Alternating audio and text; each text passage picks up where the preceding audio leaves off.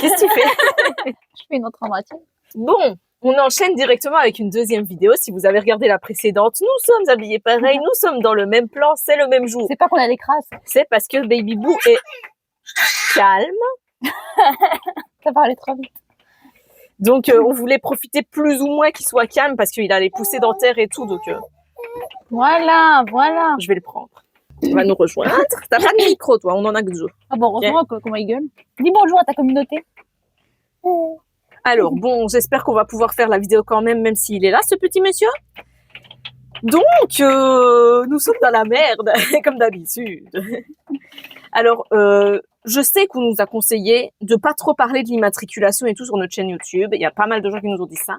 Mais, c'est quand même un truc assez récurrent pour l'instant, parce que vous vous demandez pourquoi on bouge jamais. C'est parce qu'on n'a toujours pas d'immatriculation. Donc on peut pas bouger, quoi. Donc, en fait, on peut vous parler de pas grand-chose à part de ça pour l'instant, parce que, voilà, c'est assez récurrent. Ben, on pensait que ça irait assez vite. En fait, on avait envoyé notre courrier et tout. Mais déjà, à cause de tout tout le verglas, toute la neige qu'il y a eu, notre courrier a pris 20 ans à arriver. Parce que la poste ne passait plus. En fait, c'est pas une conformité européenne, c'est partiel. Du coup, En gros, ils ont homologué la cabine, le véhicule Fiat, mais ils n'ont pas homologué la cellule Weinsberg.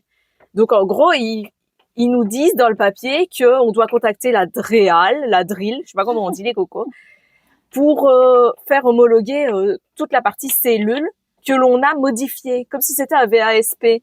Mais nous, c'est pas un véhicule qu'on a modifié, on n'a pas acheté un fourgon et puis modifié.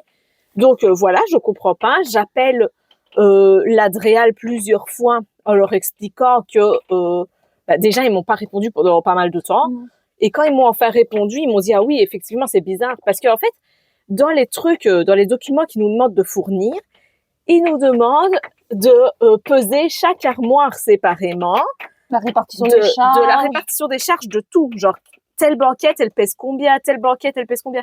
Un certificat par rapport aux ceintures de sécurité, par rapport au chauffage, enfin plein de trucs. Des trucs impossibles à avoir, vraiment impossibles. L'autorisation du constructeur à modifier le véhicule. Mais nous, on n'a jamais eu ça parce que le véhicule, il a toujours été comme ça. Donc, j'essaye d'expliquer, mais bon, voilà. Je sais pas s'ils ont compris. Donc, la femme au téléphone, elle m'a dit oui, c'est pas ça, vous inquiétez pas.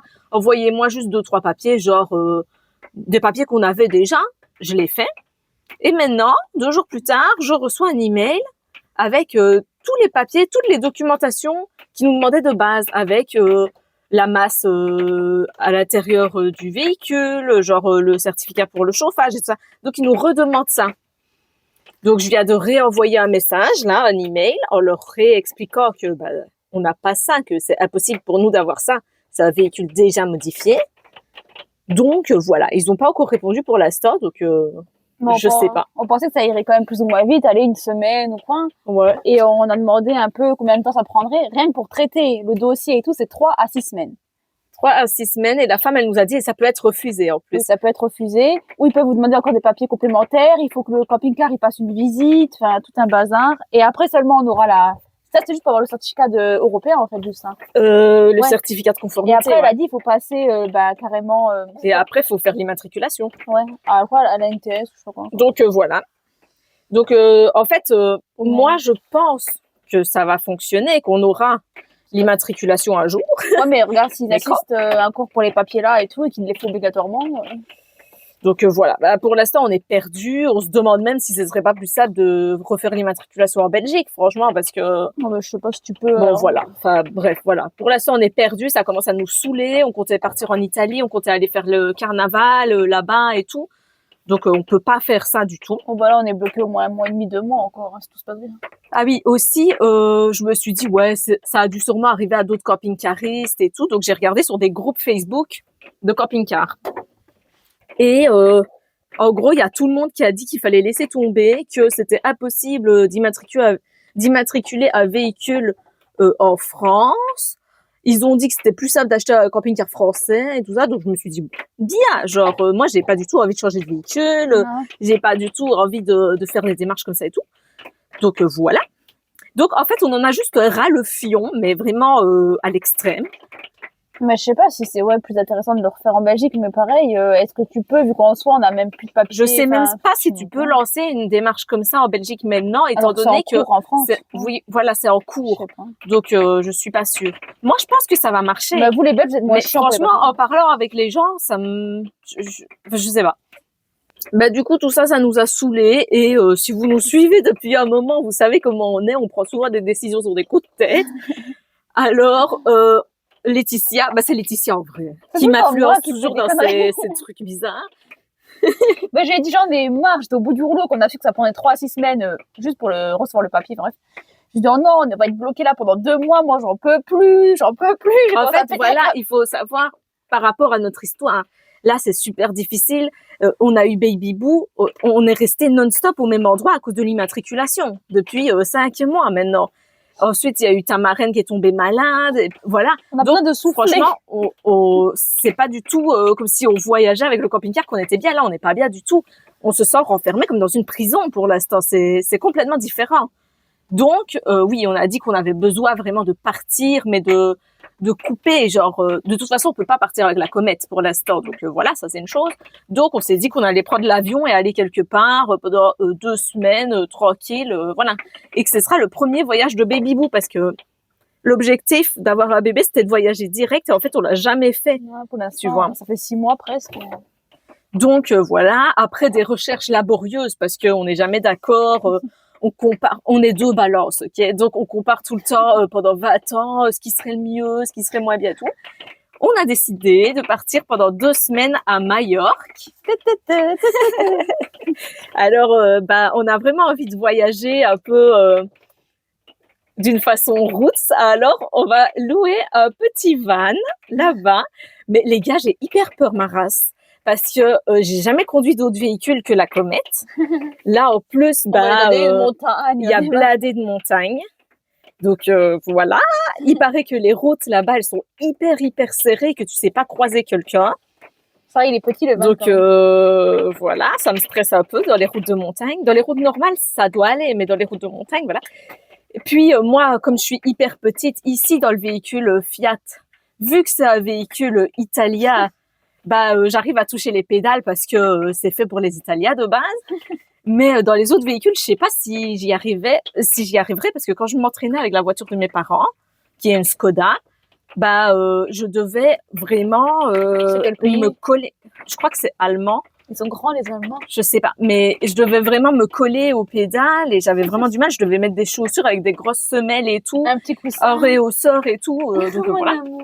Donc je sais pas si dans le van qu'on va louer là, est-ce que j'arriverai facilement à toucher les pédales? C'est vraiment une question débile, mais je me la pose, quoi. Est-ce que je verrai assez bien la route vu que je suis petite? Mais ils ont dit qu'ils pouvaient louer un réhausseur, c'est tout. Non, pour bébé, pour enfant. Voilà, donc on a choisi un petit van. En fait, Il est trop mignon. à la base, on voulait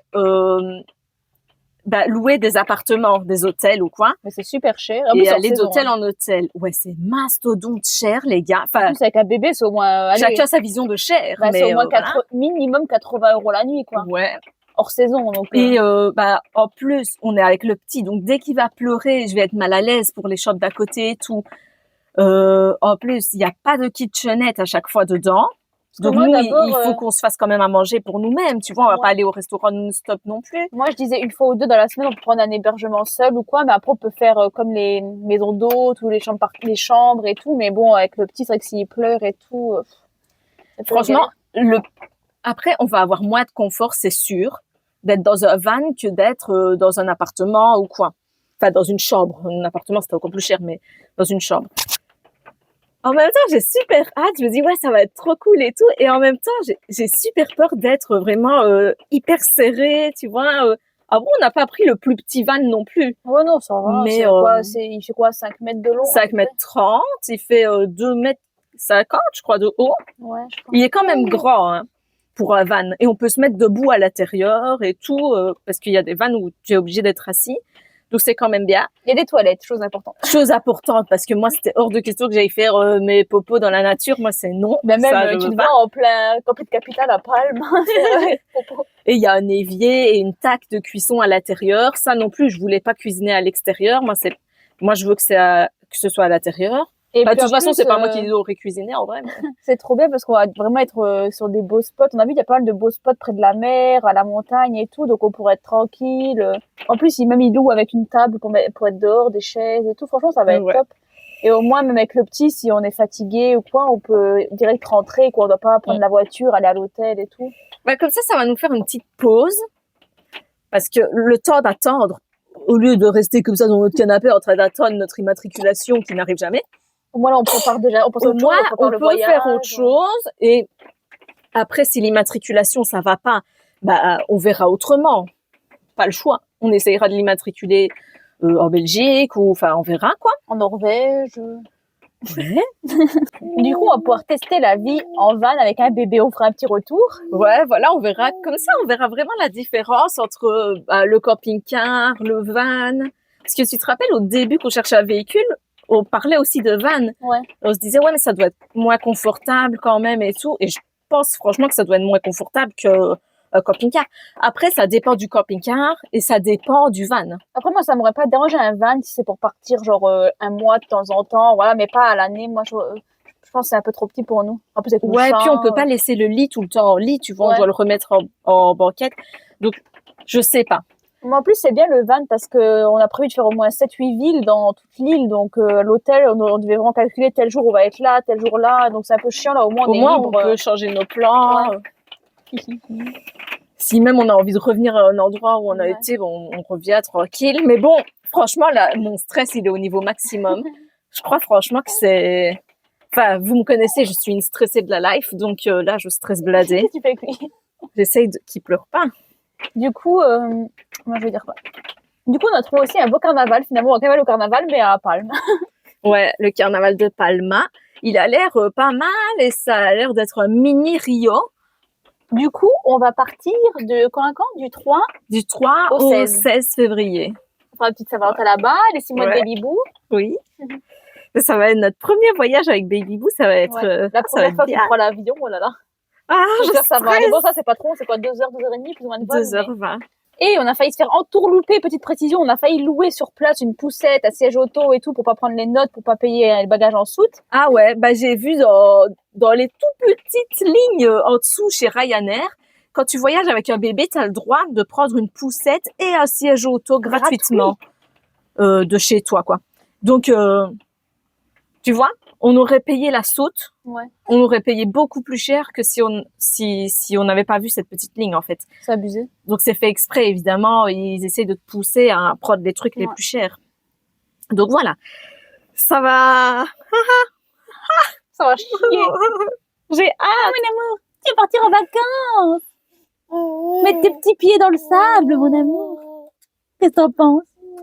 T'es content? T'es content? L'avion. Je sais pas c'est quoi l'avion. Mon gros bébé. Il va être fourbe. Donc voilà, on espère que vous allez nous suivre dans nos aventures à Majorque avec Sous les bébé tropiques. en van. Ça va être une toute nouvelle expérience, franchement. Chouette. On vous fait des gros bisous. On vous invite à vous abonner parce qu'il y a plein de gens qui regardent les vidéos et qui s'abonnent jamais. Méchant. Donc maintenant, vous vous abonnez, vous mettez un like et un petit commentaire. Et on vous fait des gros bisous. À la prochaine. C'est ciao. Bisous, bisous.